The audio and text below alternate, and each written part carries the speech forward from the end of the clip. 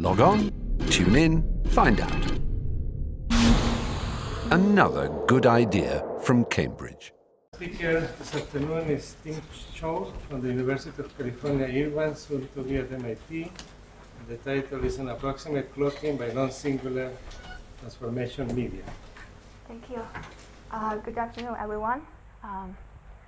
I'd like to thank the organizers for the great opportunity for me to talk here in this very nice workshop.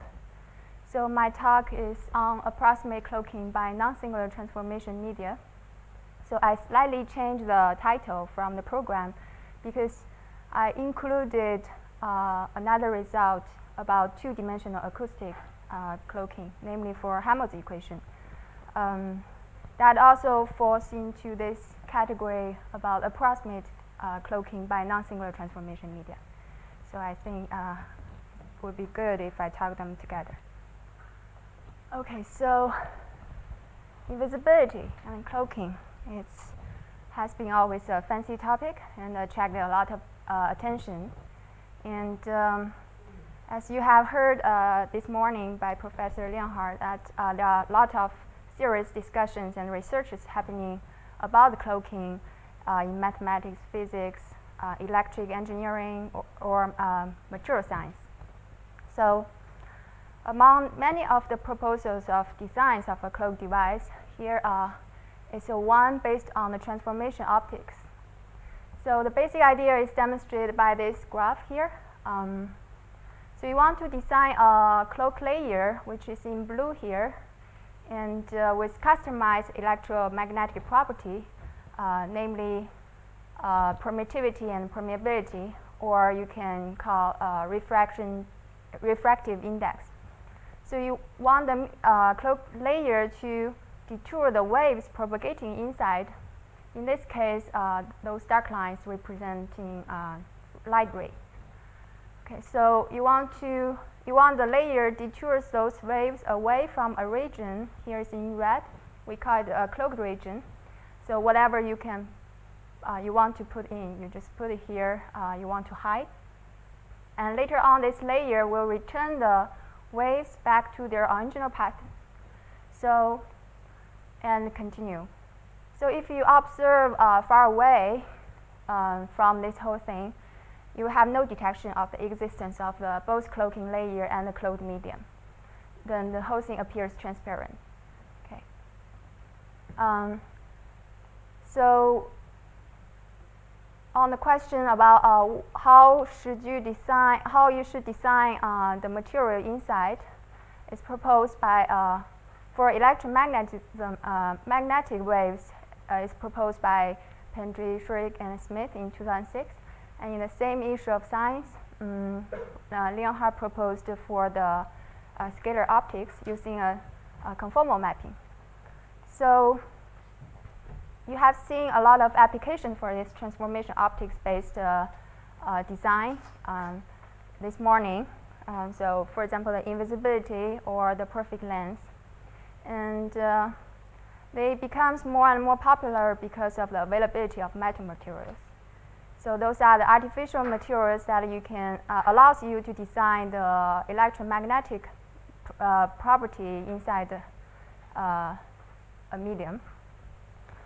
So that makes invisibility possible. And it turned out the mathematical theory behind this design was studied by Greenleaf, Lassas, and Woolman in 2003 when they are dealing with the non-uniqueness for the classical inverse boundary value problem, the Cadran's problem. So that will be our starting point of my talk.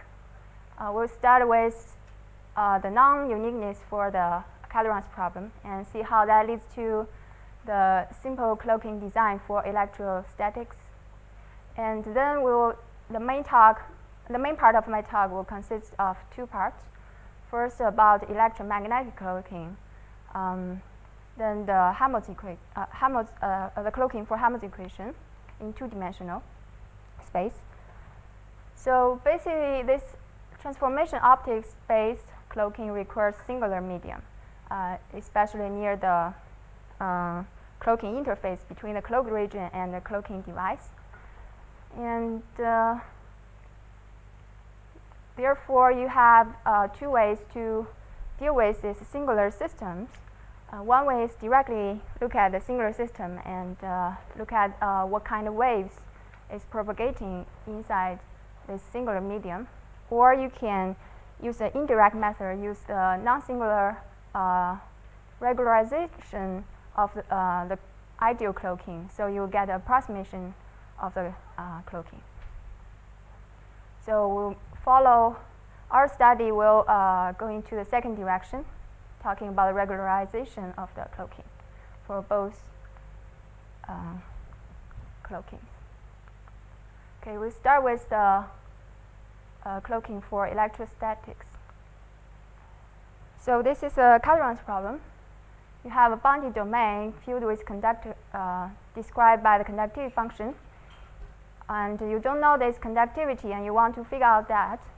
So you apply the boundary voltage on the you apply a voltage on the boundary and measure the current flux coming out. So for each voltage you have corresponding current flux, and with those full data of measurements, then you wish that you can reconstruct this conductivity inside. And the voltage potential inside the domain satisfies this conductivity equation. And these boundary measurements are encoded as directly to Newman map. So the question, the mathematical question would be whether those the DM map is determines the conductivity uniquely. So the answer is yes if you have, first of all, isotropic conductivity. That means conductivity only depends on positions, not directions. And also you assume the conductivity to be regular, satisfying some kind of elliptic condition, for example, bounded from below. And also has some regularity. Then you have a unique determination. But if you allow the anisotropic conductivity, that means the conductivity also depends on the directions, then you this question is no longer true. So the determination is non-unique. So the following is an example. If you take any diffeomorphism and it fixes a boundary, you take the old conductivity and you define a new one by the push forward defined by this formula. Then one can show that the DM map for this new medium and this new conductivity and the old one are identical. So the proof of this is very simple. Just use based on the change of variable. So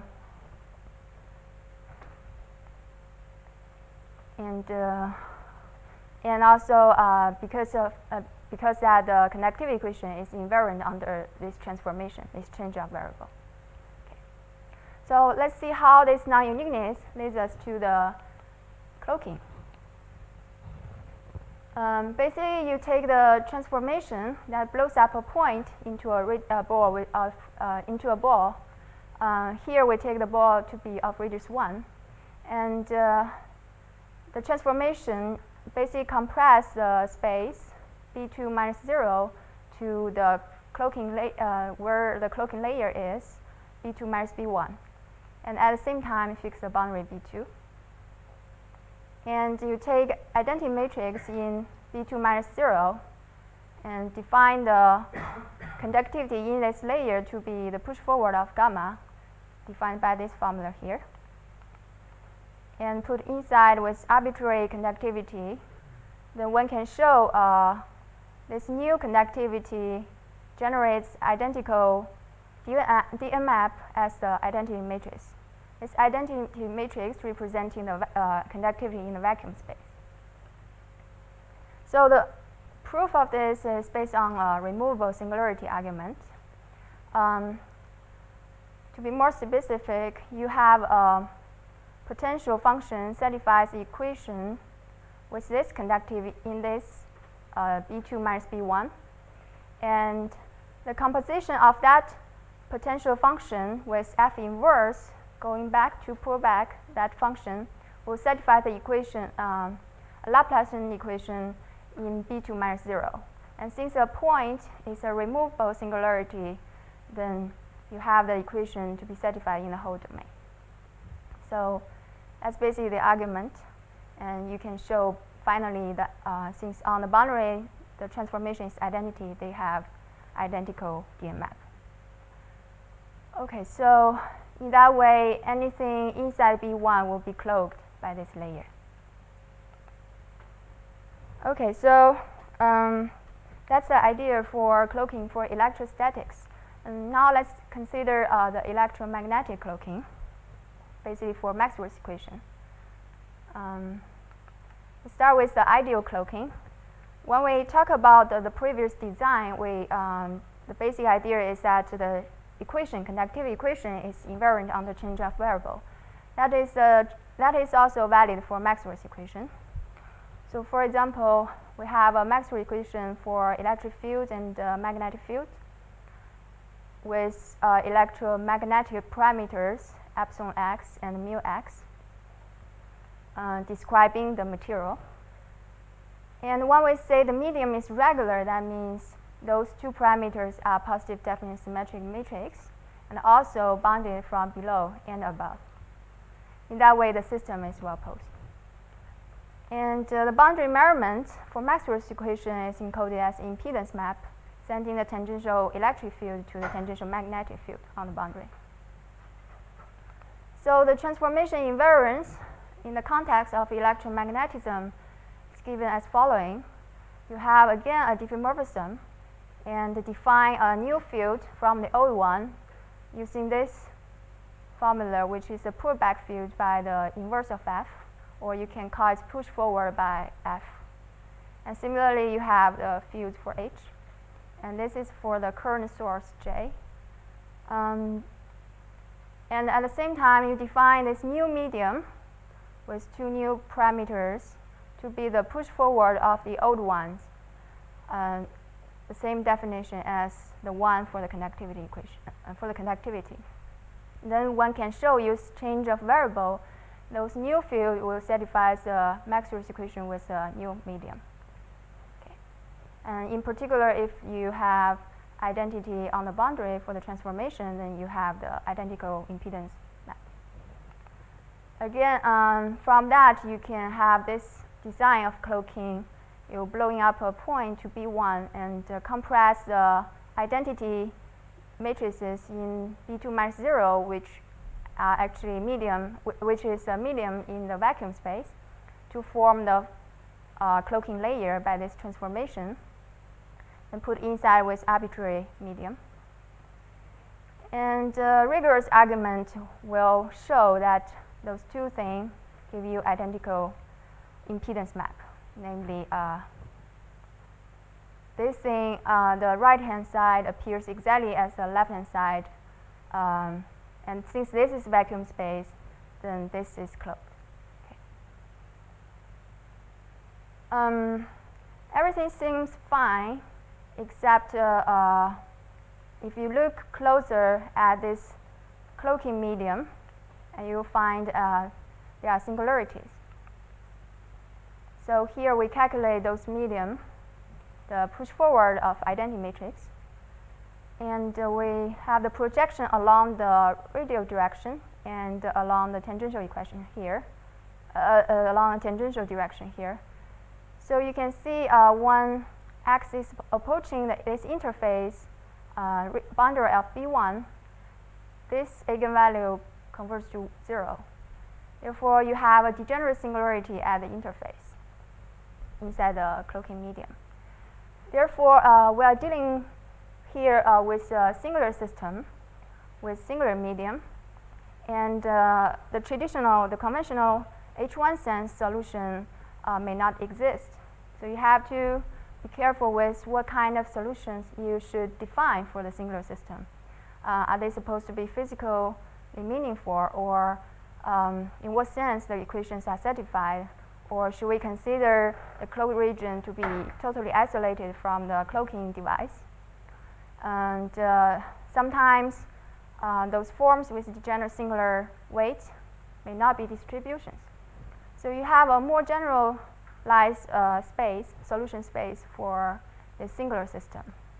And one in Greenleaf, Curryleaf, and Lassas and Woolman's paper, they propose this finite energy solution. Basically, those are solutions with physical meaning, like basically the finite energy. They are L2 solutions with singular weight. Okay.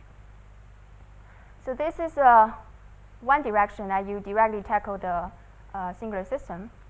And what we did there is to look at the regularization of the singular medium, and to as a price, you can only get approximate cloaking performance. So there are two ways to regularize this problem.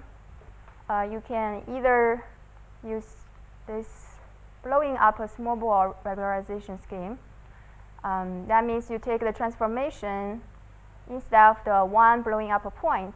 Here it's blowing up a small ball of radius rho, and at the same time fix the boundary of B2. And this regularization scheme was proposed for Helmholtz equation for acoustic cloaking by Cohen, Onofre, Borgelius, and Weinstein. And basic idea is, in this case, the new approximate cloaking will appear exactly like the vacuum space, but with a small inhomogeneity in B row. So they developed some scattering estimates of small inhomogeneity, which is independent of what inside the ball of radius rho. In that way, you can show as the regularization, as this regularization rho goes to 0, the approximate cloaking will converge to the ideal cloaking. Okay. And the other way to regularize the problem is truncation based. In that case, you have the original singular medium. However, you, instead of cut at B1, you cut a little bit larger, like from B2 minus BR, where R is greater than 1. Okay. In that way, you have non-singular medium. Okay, so here we consider the regularization scheme using this blowing up a small ball scheme. Take this transformation, which is non-singular. Define the new cloaking device by push forward of identity matrix by this F row. And if you look at this medium, then take for rho is greater than 0, at the interface is non-zero here. So the medium is regular now, and you have well-posed problems in both physical space and virtual space. By physical space, I mean you have the real space, you have a cloaking layer and the cloaking medium, and this is the virtual space, which is a pullback of everything. Here, therefore, we have transmission problems for electromagnetic waves. This represents in the physical space, in B2 minus B1, the cloaking layer, and this is inside the cloaked region. And this is in virtual space, B2 minus B rho, which is in the vacuum space. And these are the equations in B rho. Those are the transmission conditions in terms of physical space waves and in terms of virtual space waves.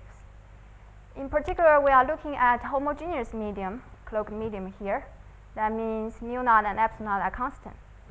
Therefore, those two sets of equations are equations with constant coefficients. And one way to analyze them is to write the spherical expansion of those waves. And those are the expansions for electric field, and you have corresponding one for magnetic fields. So we consider there's no current source.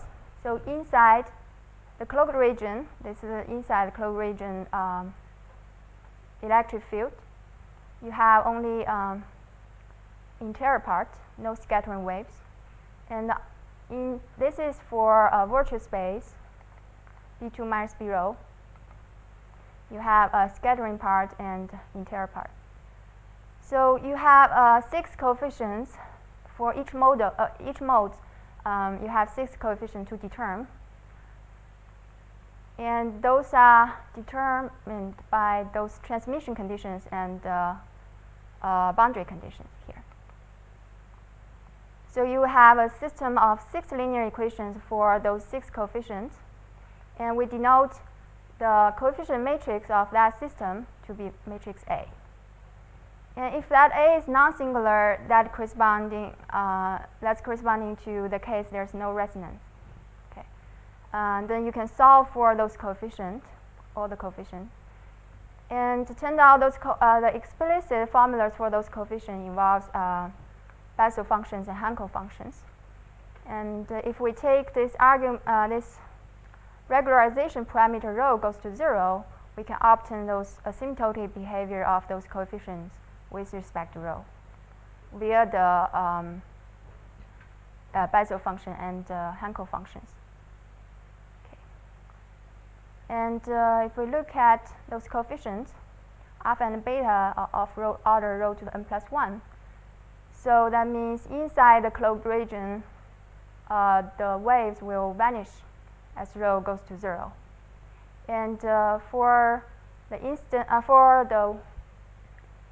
in the virtual space, B2 minus B rho, you will only have the incident part, and the scattering part will be vanishing as rho goes to 0. And with order of rho to the 3, order rho to the 2n plus 1, and things are mode from n equals to 1. So this one converges to 0 with order rho to the 3. And in terms of boundary measurements, impedance map, it's actually the tangential field of this virtual space wave field, electric field, and at the same time you can take a tangential wave of magnetic fields for the in the virtual space. And due to this convergence order, one can easily show on the boundary the approximate cloaking impedance map converges to the impedance map for the vacuum space in the order of rho to the 3 as rho goes to 0. And at the same time, due to the vanishing of this wave, you will have a boundary condition from the interior of the closed region. Both tangential electric field and magnetic field goes to 0. And this condition is consistent with the result for the finite energy solution. So this is the case for there's no current source. And suppose there's a current source.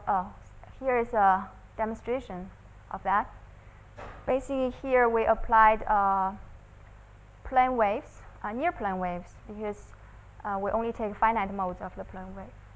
We basically have spherical expansions of the plane waves, and we take the finite modes of it. And this is slices of the real part of electric field in the physical space. And you can see if you're far away from x equals to 2, then you'll get almost the plane waves again. Okay. And here is the arrow measure the difference between the impedance map of this approximate cloaking and the vacuum space. And this is the convergence order. So if you have a current source, that will give you extra terms in the expansion inside the cloaked region, which corresponding to the scattering by this source. And we consider a point source here. In this way, we solve equations, again, a linear system for those 6 coefficients. And same calculations, and take rho goes to 0, have asymptotic behavior of those coefficients. You can see originally here is rho to the n plus 1. With the current source, it's no longer converged to 0. And here, the order of convergence reduces. Since n is from 1, then convergence reduces to 2. on the boundary. Okay. So especially inside the cloak region, you no longer have vanishing waves. So here is a demonstration of what I just presented. So you have convergence order 2p2. Okay. The analysis above is based on the assumption that this linear system for the coefficient is non-singular. That means this coefficient matrix A, the determinant is non-zero. However, you can always find the combinations of frequency, omega, and cloaked medium, mu naught, epsilon naught, such that A is singular. In that way, those coefficients will blow up, and the boundary environments will be significantly different from the ideal cloaking.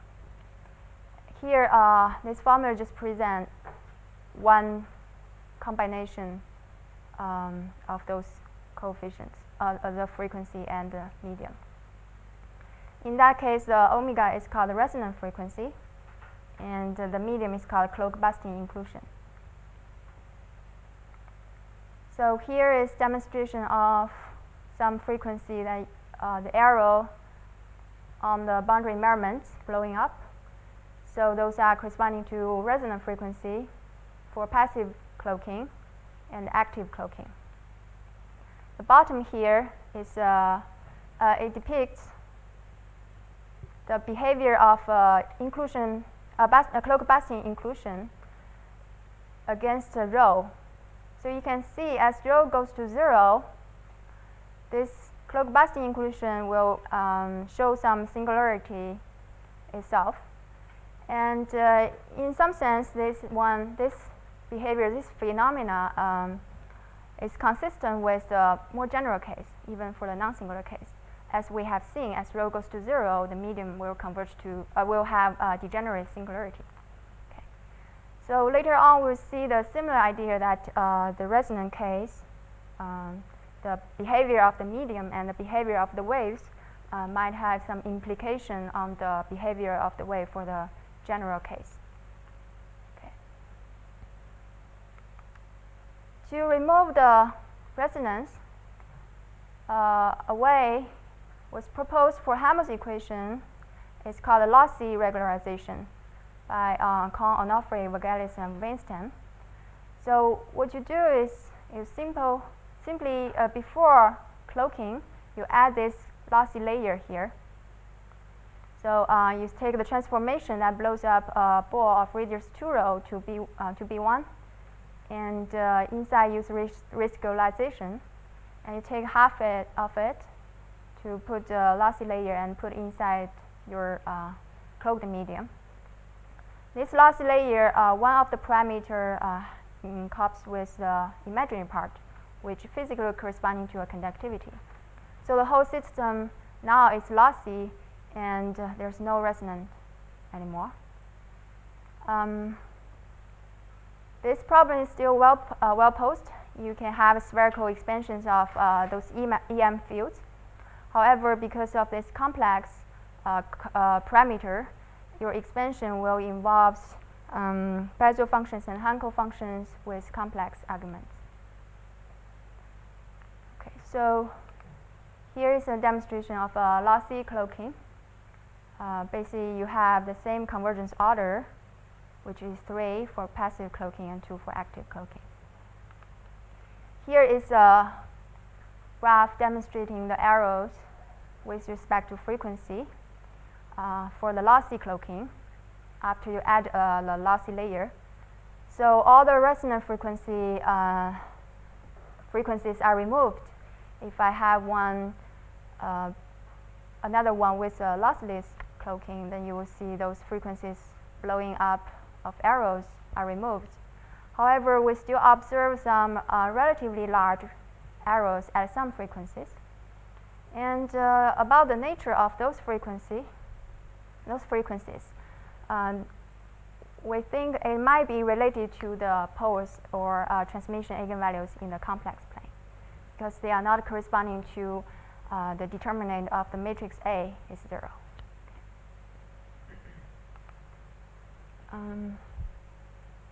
Okay, so here is some study of cloaking performance for the electromagnetic cloaking with respect to frequency at extreme frequency regime. So this is for a low frequency regime.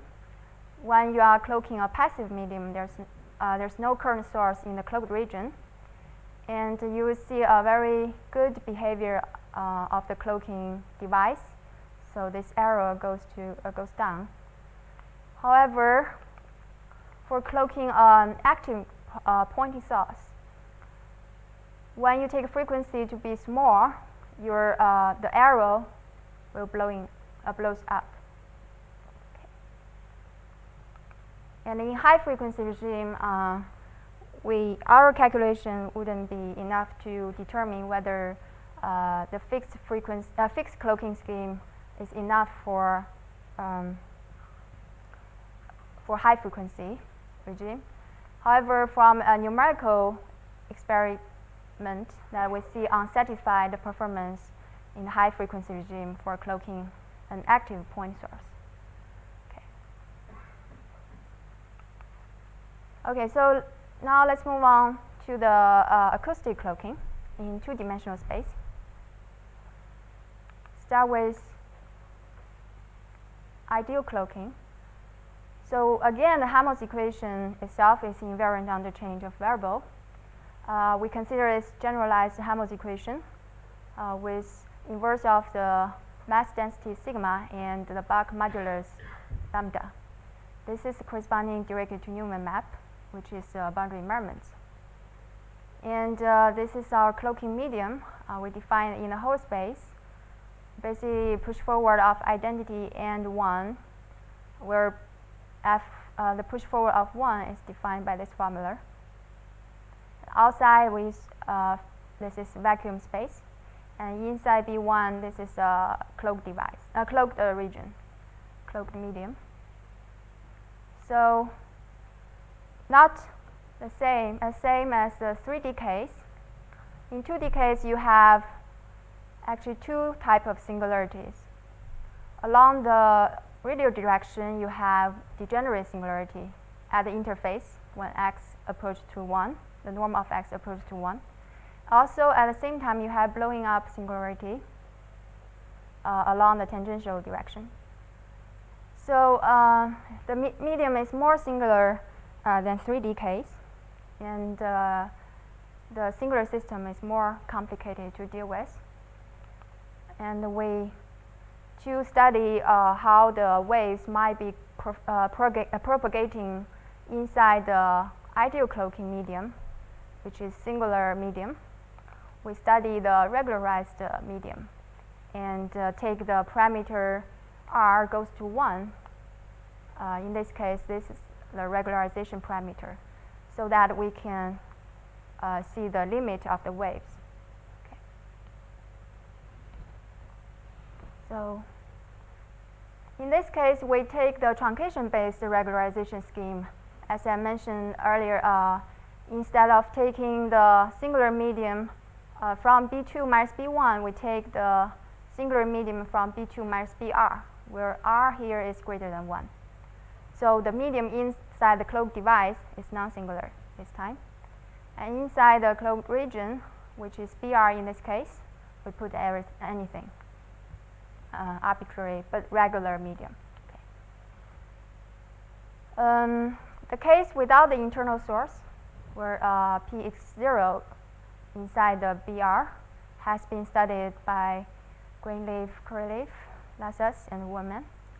So we are interested in the case with an internal source and see how the scattering of the waves are propagating through the cloaking device. Okay. Again, we consider in both physical space and virtual space, and also a homogeneous medium, cloaked medium. We define kappa by kappa square equals to sigma A lambda A inverse. Here, this one is inside the cloaked region with constant homogeneous medium. And in the virtual space, B2 minus B rho, where rho here is F inverse of R, satisfies the Helmholtz equation with sigma to be identity, lambda to be 1. Okay. That's the vacuum space. So those two equations are sufficient for the spherical expansions. In this case, we have current source inside BR, and this is the scattering part due to that source. So we want to determine those three coefficients.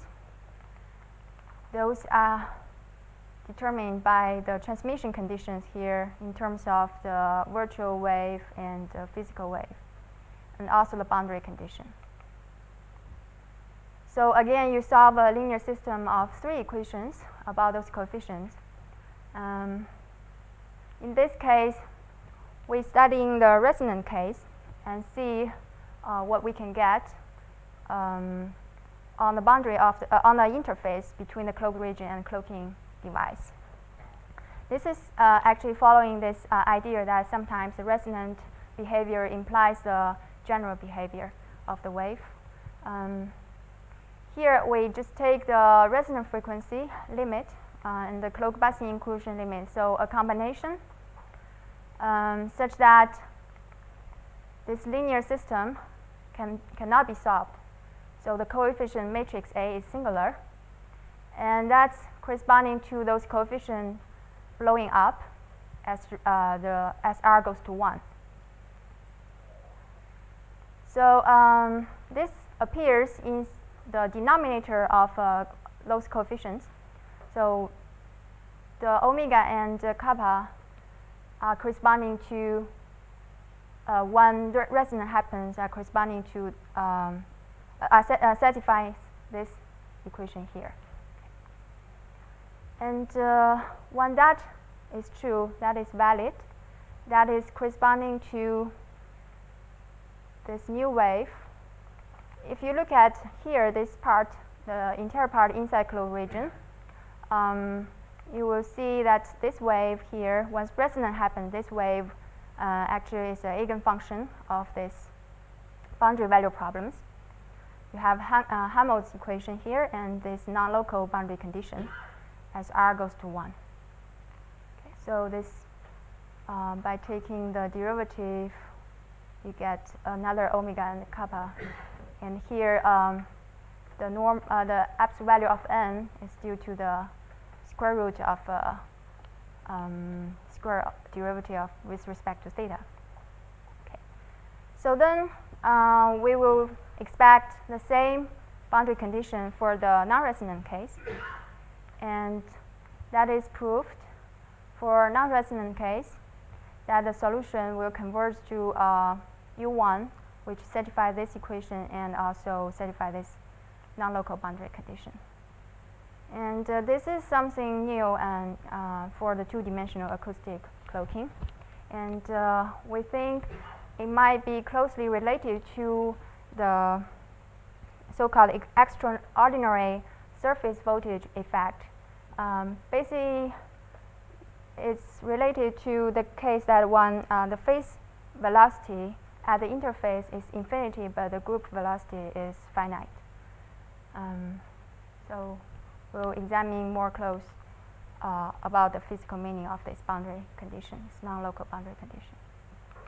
Okay, so as a summary, I talked about the electromagnetic non-singular approximate cloaking, a regularization of the ideal cloaking, and basically we study the cloaking performance for passive and active medium. So you obtain a convergence order for the boundary impedance map, which is 3 for passive medium and 2 for active medium.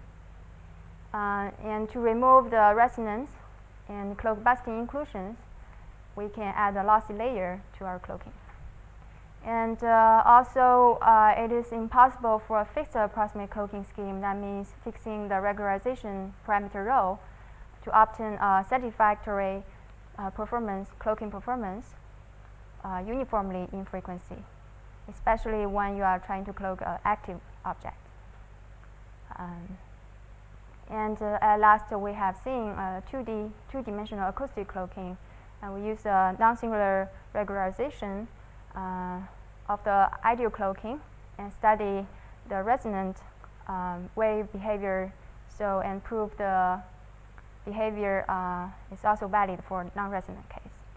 And we obtain this non-local boundary condition, which is a new result. That's pretty much I want to talk today. Thank you for your attention.